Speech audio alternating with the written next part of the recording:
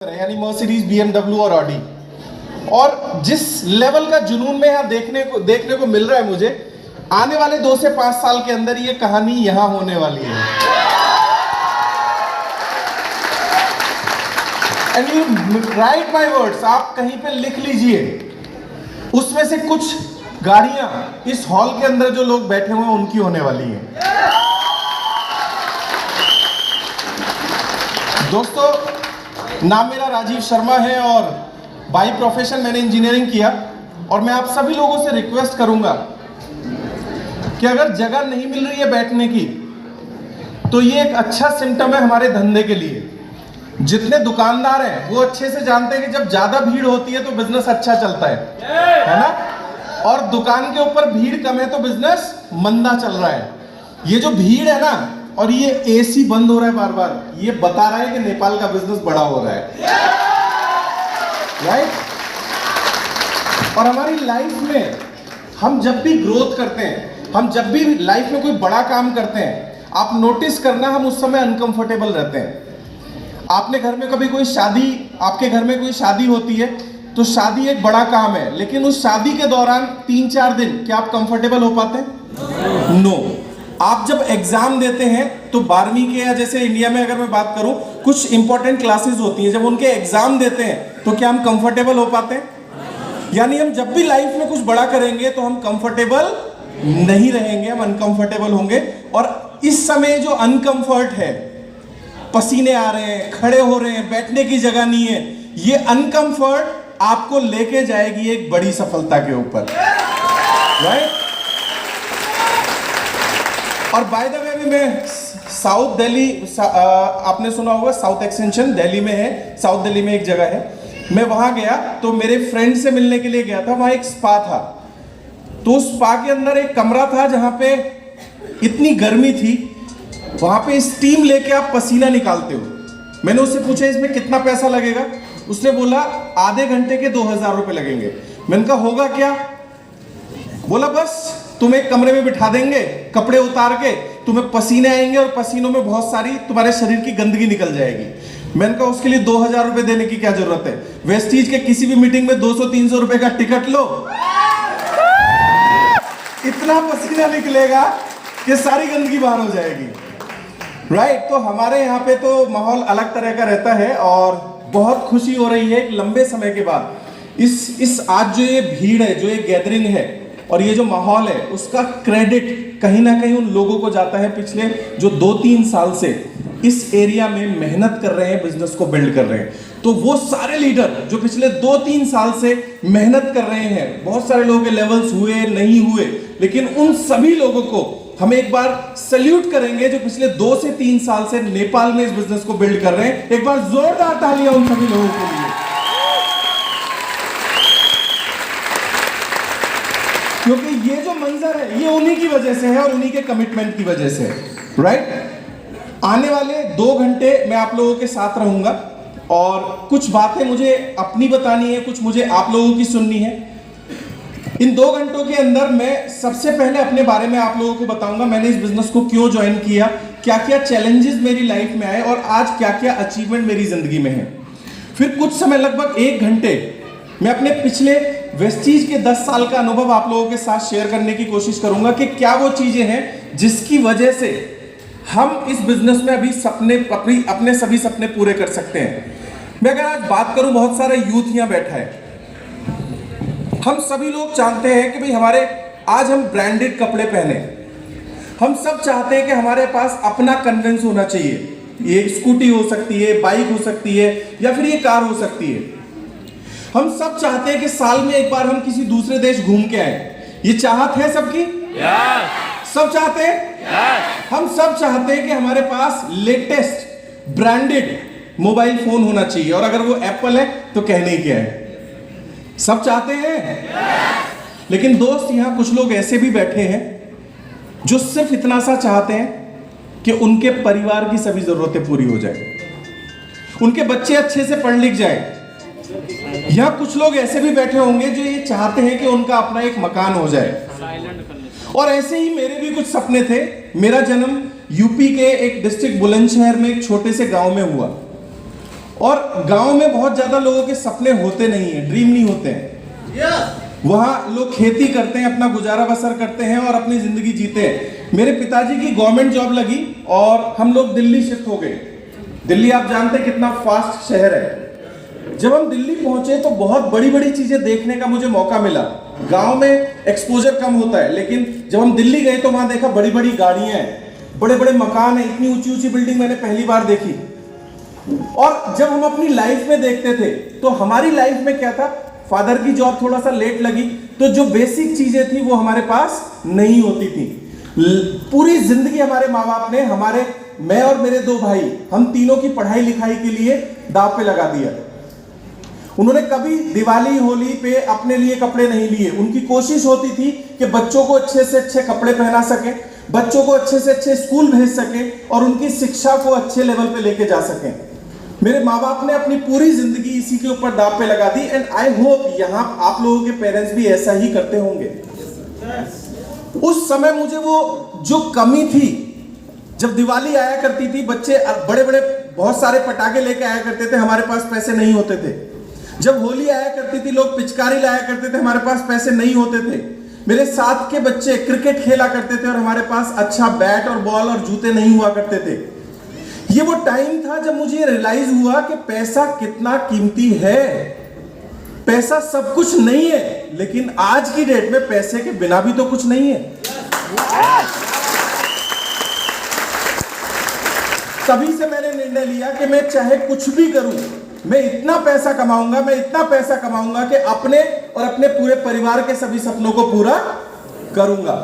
और एक middle class family की अगर बात करें तो हमारे पास कोई बहुत ज्यादा ऑप्शन होते नहीं है, क्योंकि बिजनेस हम कर नहीं सकते, पैसा नहीं है। तो हमारे पास एक ही ऑप्शन होता है कि अच्छे से पढ़ लिख लें और हम कोई नौकरी ज्वाइन कर लें। यस और नो? और अच्छी नौकरी होती है तभी तो अच्छी, मैंने कुछ नहीं बोला है। और देखो आदमी का कंफ्यूजन कितना बड़ा है, ना नौकरी अच्छी, कोई अच्छी नौकरी देखी आज तक आपने? कुछ शादीशुदा है बेचारे, बड़े जोर से तालियां बजा रहे हैं, है ना? ये जितने बेचारे शादीशुदा लोग हैं ना, वो यहाँ के बहुत खुश होते हैं, तालियां बजाते हैं और हंसते हैं। पता है क्यों? सबको वापस घर जाना है ना, है ना? तो मैं और आप सब लोग थोड़ा सा खुश हो लेते हैं, इसलिए खुश हो लेना चाहिए। दोस्त, ना तो अच्छी नौकरी होती और अच्छी नौकरी नहीं होती इसलिए अच्छी वाइफ नहीं होती। वाइफ आती तो चंद्रमुखी है, लेकिन जब पैसे नहीं होते ना तो वो कब सूरजमुखी बन जाती है पता नहीं लगता। तो अगर जेब में पैसे रहेंगे तो हमारी जो घरवाली है वो चंद्रमुखी की चंद्रमुखी ही रहेगी, और पैसे नहीं हुए ना तो वो कब सूरजमुखी बन जाएगी और कब तुम्हारा बेहाल कर देगी तुम्हें पता भी नहीं लगेगा। एनीवेज, मैंने बहुत मेहनत करके पढ़ाई की और एक सपना था कि इंजीनियरिंग करेंगे। मैंने इंजीनियरिंग किया। इंजीनियरिंग करने के बाद में मेरी नौकरी लग गई, और नौकरी करने के बाद में मुझे 1 साल में समझ में आ गया कि बेटा नौकरी करके मैं एक ठीक ठाक जिंदगी जी सकता हूं। मैं अपने सपने कभी पूरे नहीं कर सकता, क्योंकि दिल्ली जैसे शहर में आप अपने सपनों को मार नहीं सकते। यहां तो हर 2 घंटे पे एक रेड लाइट पे आपको मर्सिडीज देखने को मिल जाएगी, राइट? और मेरे कुछ फ्रेंड थे जो विदेश जाया करते थे, तो मेरा भी बड़ा सपना था कि मैं भी विदेश यात्राएं करके आऊं। एक आम आदमी जो होता है ना, आम आदमी, वो विदेश तो छोड़ दो, उसकी मैक्सिमम लिमिट होती है नैनीताल। नो नैनीताल, नानीताल, अपने बच्चों की नानी के घर। पता है क्यों? क्योंकि वहां जाने के भी पैसे मिलते हैं और आने के भी पैसे मिलते हैं, और आप अपने बवाल को 1 महीना छोड़ के भी आ सकते हो। तो एक आम आदमी तो बेचारा नैनीताल तक सीमित रहता है, और हमारे नॉर्थ इंडिया में अगर थोड़ा और आगे जाओगे तो हरिद्वार जा सकते हो, राइट? यानी हमारी जिंदगी में, एक नौकरी करने वाले की जिंदगी में एक्साइटमेंट और फन नाम की कोई चीज नहीं होती है। आप कभी सुबह सुबह उठ के देखो, जो नौकरी पे जा रहे होते हैं लोग, सुबह सोमवार की सुबह उनका चेहरा कैसे उदास होता है, क्योंकि अगले 6 दिन वो एक ऐसे आदमी की शक्ल देखेंगे जिसकी शक्ल वो देखना। कौन है होता है? बॉस। कोई बैठा तो नहीं है? बॉस और सबऑर्डिनेट। मेरी मीटिंग में एक बार ऐसा हो गया, बॉस और सबऑर्डिनेट की बात चल रही थी, बॉस ने बोला तू बाहर आ पहले। गलत जगह जाता है। खैर, तो जो जॉब करने वाले लोग होते हैं ना, उनकी लाइफ में चूंकि एक्साइटमेंट नहीं होता, इसलिए ज्यादातर आपने देखा होगा जो जॉब करने वाले लोग होते हैं वो बड़े कुंठित से होते हैं, मतलब डिप्रेस से होते हैं। क्योंकि अगर आप वो काम करो रोजाना जो आपको करना पसंद नहीं है, तो आप डिप्रेस होना शुरू हो जाते हो। 1 साल के अंदर मुझे समझ में आ गया कि बेटा अब मेरे सपने पूरे नहीं हो सकते, तो मैंने बहुत सारी चीजें पार्ट टाइम ढूंढनी शुरू करी। आप लोग भी करते होंगे, कुछ बिजनेस ट्राई किए, कुछ कंसल्टेंसी ट्राई की, लेकिन कहीं भी कुछ भी वर्कआउट नहीं हुआ। सन 2002 में मुझे एक कंपनी का इसी तरह का इवेंट देखने को मिला। इंदिरा गांधी इंडोर स्टेडियम दिल्ली में एक जगह है, और वो बहुत बड़ा है, वहां लगभग 25-30 हजार लोग आ सकते हैं। लास्ट कोने में मैं बैठा हुआ था और पूरी दुनिया से उस कंपनी के जो अचीवर्स थे वो आए हुए थे। कोई बोल रहा था मेरे पास मर्सिडीज है, किसी ने बोला मेरे पास लैम्बोर्गिनी है। ये मैं 2002 की बात कर रहा हूं, जब मारुति 800 इंडिया में बहुत बड़ी कार मानी जाती थी। वहां बात हो रही है लैम्बोर्गिनी की, मर्सिडीज की, ऑडी, BMW। एक ने बोला मेरा अपना हेलीकॉप्टर है। और उन लोगों का जो ड्रेसअप था, उनके बात करने का स्टाइल था, उनके बोलने का जो तरीका था, वो इतना शानदार था। कहते ना पहली निगाह में प्यार हो जाता है आपको। मेरे को भी हो गया। मैंने कहा लाइफ हो तो ऐसी हो, और ऐसी लाइफ नौकरी में संभव नहीं है। तो मुझे नहीं पता कि इसमें करना क्या होगा। मैंने डिसाइड किया कि मैं इस बिजनेस को ज्वाइन करूंगा। और अगले दिन सुबह जिसने मुझे बुलाया था, मैं उसके पास पहुंचा। मैंने बोला कि भाई क्या करना है मुझे इस बिजनेस में। तो जो मुझे लेके गया था बोला यार मुझे भी समझ में नहीं आ रहा और मैं नहीं करूंगा। सोचो जो मुझे लेके गया वही नेगेटिव हो गया। बट मेरे सपने जाग चुके थे। तो मैंने कहा किसी ऐसे आदमी का नाम बता जिसको ये बिजनेस करना आता हो। उसने मुझे एक आदमी का नाम दिया, मैं वहां गया, मैंने इस बिजनेस को ज्वाइन किया। ज्वाइन करके काम करना शुरू किया। उस समय मेरी एज रही होगी 22 साल। अब 22 साल का बच्चा जब लोगों के पास जाता है कि पैसे कमाने का ये नया तरीका है, लोग प्यार से स्वागत करते हैं ना उसका। अरे बाबू हम तो इंतजार कर रहे थे, तुम आओ और हमारा मार्गदर्शन करो। फॉर्म कहाँ है, लाओ हम साइन करें। ऐसा होता है क्या? नागराज देखे, नागराज फन फैला के खड़े होते हो, तुम कुछ बोलो तो सही और वो तुम्हें डसे। मैं जब भी किसी के पास जाता मैंने कहा ये पैसे कमाने का नया तरीका आया है। हमें बताओगे? 4 दिन का लौंडा हमें सिखाएगा पैसे कमाने? एक बोला मैंने दुनिया देखी है। मैंने कहा पासपोर्ट दिखाओ। बोला पासपोर्ट तो नहीं है। मैंने कहा पासपोर्ट, हिंदुस्तान का आदमी बिना पासपोर्ट के सिर्फ नेपाल घूम सकता है, उसके अलावा कहीं नहीं जा सकता। मेरे भाई तूने दुनिया कहां से देख ली? एक कहता है जो मेरे बाल है ना ये मैंने धूप में सफेद नहीं करे। मैंने कहा मतलब जितने सफेद वाले सारे करोड़पति हैं। ऐसे अजीब अजीब बहाने लोग हमें देते थे, और शायद आपको भी दे रहे हैं सच में। और नेपाल में भी ऐसा ही होता है। तो आपकी भी मर्सिडीज 100% आएगी। एक बार भैया के एक्साइटमेंट के लिए जोरदार तालियां। दोस्त काम करना शुरू किया। 6 महीने मैंने बहुत मेहनत करी। कितने महीने? 6 महीने बहुत मेहनत करने के बाद सोचो मेरे साथ कितने लोग ज्वाइन किए होंगे? कोई अंदाजा? 10। आप में से कोई? 20 लोग। और एग्जैक्टली एक भी नहीं जुड़ा कमबख्त। 6 महीने में भी एक भी आदमी मेरे साथ ज्वाइन नहीं किया। और जब 6 महीने आपके साथ कोई ज्वाइन ना करे ना, तो आपको अंदर से इंफीरियरिटी कॉम्प्लेक्स आना शुरू हो जाता है। कहीं मेरे अंदर ही तो गड़बड़ नहीं है, ये बिजनेस चलेगा भी या नहीं चलेगा। ऐसे में मन करता है कि इस बिजनेस को करना छोड़ दें। मेरे मन में यही ख्याल आया। और यहां बहुत सारे वो लोग बैठे होंगे जिन्होंने इस बिजनेस को रिसेंटली शुरू किया है। क्या आपके दिल में भी ऐसा ही होता है? कुछ कुछ होता है। अगर मैंने वो कुछ कुछ होने दिया होता तो क्या आज मर्सिडीज होती?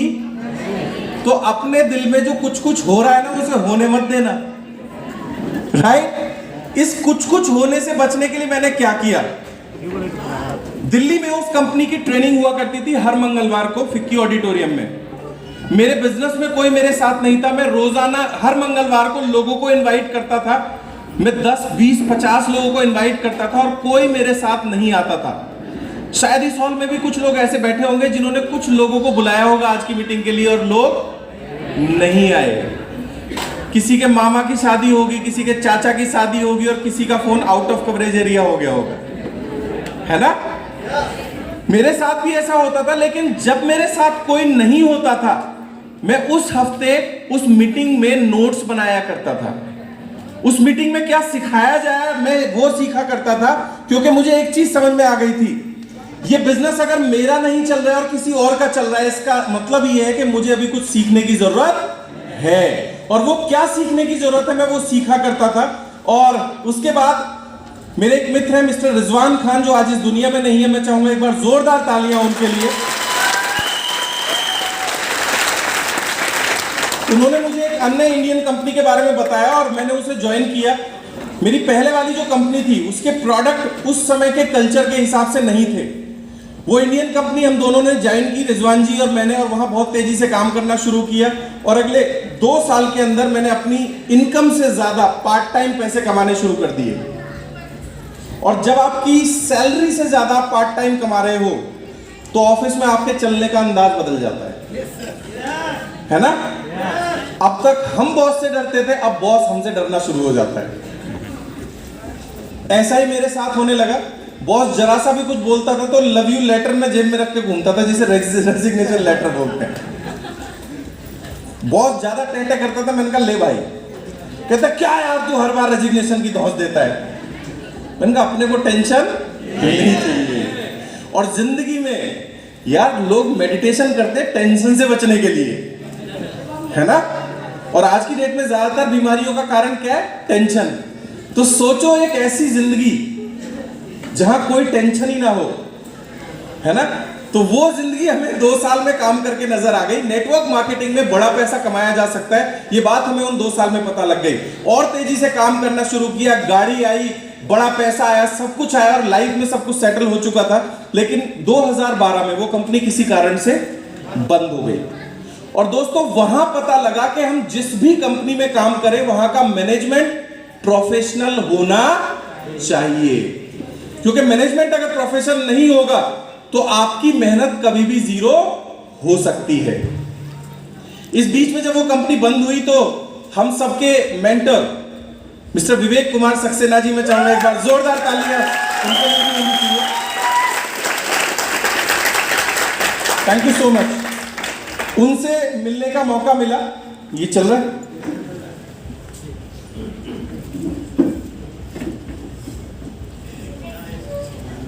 उस कंपनी में हम 5 लोग हमेशा साथ रहा करते थे। रेहान जी हैं, गिरी जी हैं, मान साहब हैं, मैं हूं और रिजवान जी।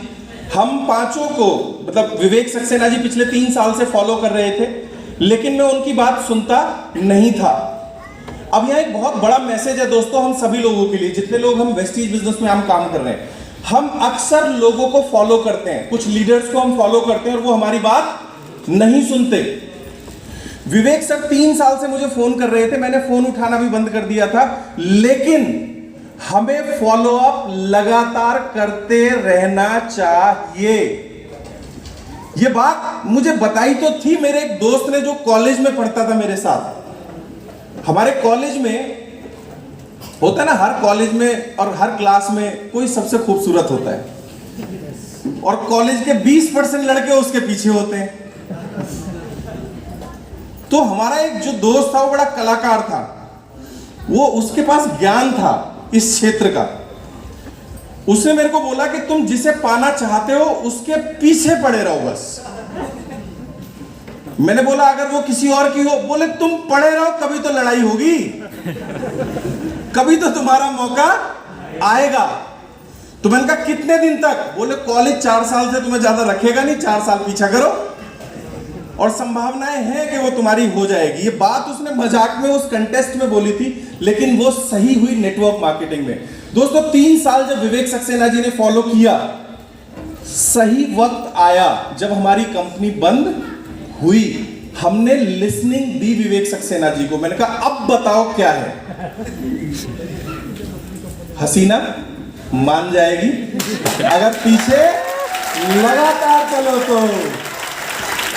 3 साल के बाद जब विवेक सक्सेना जी से मुलाकात हुई, और इस कंपनी में जादूगर लोगों की कमी नहीं है, इस कंपनी में जादूगर लोगों की कमी नहीं है। पहले तो विवेक सक्सेना जी से कोई बच के दिखा दे, है ना? आप में से बहुत सारे लोग तो उनके नैनों के जाल में फंस चुके हो पहले ही। कभी मौका लगे दोबारा जाना जरा। उसके बाद उन्होंने मिलवाया सिद्धार्थ जी से, राइट? और सिद्धार्थ जी के बाद मिलने का मौका मिला दीपक सूद जी, कन्वर बीर जी और बाली जी से, राइट? और कहावत है ना, एक बाली जी हुआ करते थे जिनके सामने अगर कोई जाए तो उसकी आधी ताकत छीन लेता था। इसलिए भगवान राम ने भी उसको जो बाण मारा था छिप के मारा था। और ये जो हमारे बाली जी है तो पूरी मौका ही नहीं देते। तो दोस्त इन सब से मिलने के बाद मेरे मन में कुछ डाउट थे। 10 साल एक कंपनी में काम किया, कुछ डाउट थे कि कंपनियां भाग जाती हैं, कंपनियों में ग्रोथ नहीं होती, नीचे वाले लोग पैसे नहीं कमाते, प्रोडक्ट महंगे होते हैं। ऐसे कुछ सवाल मेरे दिमाग में थे जो बाली सर से मिलने के बाद में क्लियर हुए। हमने देखा सर 2012 में 19 लाख रुपए का चेक था एक महीने का सिद्धार्थ जी का। 19 लाख रुपए एक बहुत बड़ी रकम होती है। वो सारे डाउट जब क्लियर हुए तो हमने काम करना शुरू किया, 5 लोगों ने as a grow rich associate. और याद रखिएगा जब आप काम करना शुरू करते हैं तो चैलेंजेस शुरू होते हैं। हमारे साथ शुरू में बहुत गड़बड़े हुई। हमने आज तक सिर्फ साबुन, शैम्पू, हेयर ऑयल के ऊपर काम किया था। इस कंपनी में थे कैप्सूल, वो भी लाल पीले नीले रंग बिरंगे, क्योंकि कैप्सूल देखते ही आदमी डर जाता है ना। ऐसा तो नहीं कैप्सूल अंदर और प्राण बाहर। और बहुत गड़बड़े हुई हमारे साथ शुरू में। रेहान भाई एक लेडी को प्रोडक्ट दे के आए, वो डायबिटिक थी, उनकी उम्र बहुत ज्यादा थी सीलमपुर में। वो प्रोडक्ट दे के आए, दूसरे दिन हमारे पास फोन आया, हम गिरी जी के घर में सारे बैठे हुए थे, उस महिला के बेटे का फोन आया, कहां है रेहान खान? फोन मैंने उठाया, भड़बड़ा के मैंने रेहान भाई को दिया। बोले क्या दवाइयां दे के गए थे? मेरी माता जी का इंतकाल हो गया,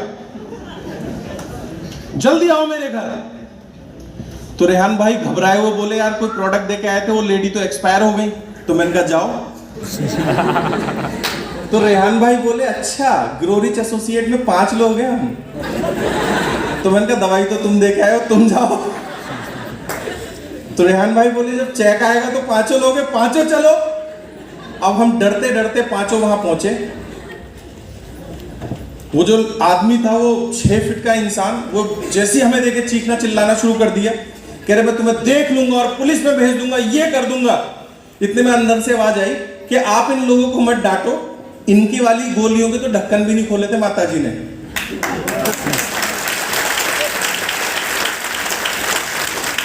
वो तो सील पैक रखी है। कोई ने मेथी के लड्डू बता के गया था खांड में, वो ज्यादा खा लिया, उसकी वजह से शुगर हो गई। हम प्लान दिखाते थे पार्क में बैठ के, शुरू में पैसे नहीं होते ना, तो पार्क में बैठ के प्लान दिखाते थे। और पार्क में एक अम्मा थी जो प्रेस करती थी, ठीक। अब वो सुनती रहती थी हम घुटने के दर्द का और इसका प्रोडक्ट के बारे में बात करते हैं। एक दिन वो बोली बेटा मेरे भी बहुत घुटने में दर्द है, कुछ दवाई मुझे भी लाके दे दो। तो हमने उन्हें नोनी, फ्लैक्स ऑयल, कैल्शियम और ग्लूकोजामाइन लाके दे दिया। अब 2 दिन बाद हम आ गए, बोली बेटा तुमने वो जो दवाई है कैसे खानी है ये तो बताई नहीं, उसके अंदर जो पुड़िया थी वो खोल के मैंने पानी के साथ फंकी मार के खा ली। मैंने तुरंत विवेक सर को फोन किया, मैंने कहा सर वो सिलिकॉन जेल जो होती है वो अम्मा ने खा ली है, कुछ होगा तो नहीं?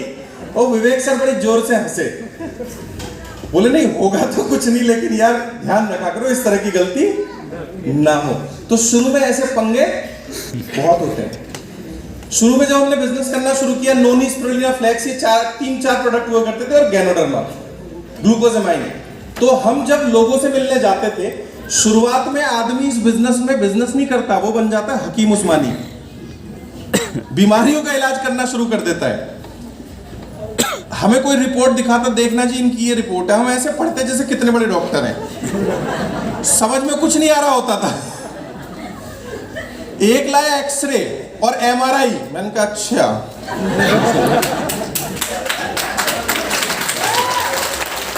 अब एक आदमी ने ज्वाइन किया हमारे साथ, वो हमें अलग अलग जगह लेके गया, हमने सब रिपोर्ट पढ़ी, ये पढ़ा वो पढ़ा, और लास्ट में हम क्या बताते थे, नोनी, स्पिरुलिना, फ्लेक्स, सुबह दोपहर शाम एक एक कैप्सूल। अब ये जो नया आदमी था टेंशन में आ गया, बोले किसी को बीपी है तो भी नोनी, स्पिरुलिना, फ्लेक्स, किसी की कमर में दर्द है तो भी नोनी, स्पिरुलिना, फ्लेक्स, किसी को थायराइड है तो भी नोनी, स्पिरुलिना, फ्लेक्स। 7-8 मीटिंग के बाद वो आदमी बाहर आया, कह रहे चक्कर क्या है, हर बीमारी में तुम नोनी, स्पिरुलिना, फ्लेक्स दे रहे हो। मैंने कहा भाई इसके अलावा हमारे पास कुछ आता ही नहीं। कह रहा कुछ तो अलग बताओ। मैंने कहा ठीक है अगली बार मैं अलग बताऊंगा। अगली जगह गए, प्लान हुआ, बीमारी की रिपोर्ट देखी, बोले क्या देना है, मैंने कहा इस बार स्पिरुलिना नोनी फ्लेक्स देना है, नोनी स्पिरुलिना फ्लेक्स नहीं। तो शुरू में ऐसे पंगे हमारे साथ बहुत हुए। हम किसी को एलोवेरा देते थे, उसे बेचारे को लूज मोशन लग जाते थे। अब लोग हमें सुनाते उल्टा सीधा, अब एलोवेरा है तो भाई पेट तो साफ करेगी, पर डर के करते थे हम लोग। बट एक कहावत है, जब आप किसी काम को करना शुरू कर देते हैं तो धीरे धीरे कर जाते हैं। हम कब धीरे धीरे डायरेक्टर बने, सिल्वर बने, लेकिन जो ग्रोथ हमें चाहिए थी वो ग्रोथ हमें नहीं मिली थी। क्यों नहीं मिली थी?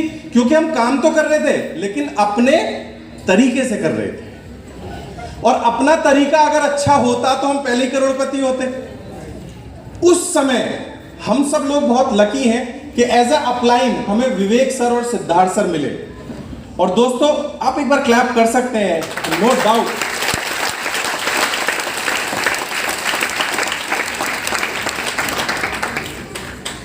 क्योंकि किसी भी बिजनेस में या किसी भी काम में सफल होने के लिए एक चीज बहुत जरूरी होती है, वो होती है हमारा माइंडसेट, हमारे माइंडसेट की प्रोग्रामिंग। और दोस्तों हम में से ज्यादातर लोगों के आजू बाजू कैसे लोग रहते हैं, सफल या असफल? तो जाने अनजाने में हम लोगों की भी एक असफल प्रोग्रामिंग हो जाती है। हमारा जो नजरिया होता है वो नकारात्मक हो जाता है। और सिद्धार्थ जी और विवेक सर ने एसपीसी और एसटीएम के नाम से जो ट्रेनिंग प्रोग्राम्स हमें दिए, वहां हमें पता लगा दुनिया को देखने का नया नजरिया और किसी भी काम को करने का नया नजरिया। दुनिया हमेशा प्रॉब्लम्स को देखती है। आप रिलायंस जियो का नाम जानते हैं? आज दुनिया की सबसे बड़ी और प्रॉफिटेबल टेलीकम्युनिकेशन कंपनी बन चुकी है रिलायंस जियो। एक बिजनेसमैन जो होता है ना, वो हमेशा प्रॉब्लम्स के सॉल्यूशन में करोड़ों रुपए देखता है। एक बिजनेसमैन किसी भी प्रॉब्लम के सॉल्यूशन में करोड़ों रुपए देखता है, इसलिए वो ज्यादा से ज्यादा प्रॉब्लम्स को ढूंढता है। और एक आम आदमी प्रॉब्लम्स को अपनी जिंदगी का दुश्मन मानता है, इसलिए वो प्रॉब्लम से दूर भागता है। रिलायंस जियो कैसे बना? रिलायंस जियो बना, जो मुकेश अंबानी के बच्चे हैं वो जब इंडिया आए हुए थे, फॉरेन में पढ़े थे, तो उन्हें प्रोजेक्ट रिपोर्ट बनानी थी। उस प्रोजेक्ट रिपोर्ट को बनाते समय उन्हें इंटरनेट की लो स्पीड की वजह से उन्हें बड़ी परेशानी हुई। तो उन्होंने अपने पिताजी को बताया कि उस कंट्री में इंटरनेट इतना फास्ट है, वहां पे हम ये काम ज्यादा कर सकते हैं।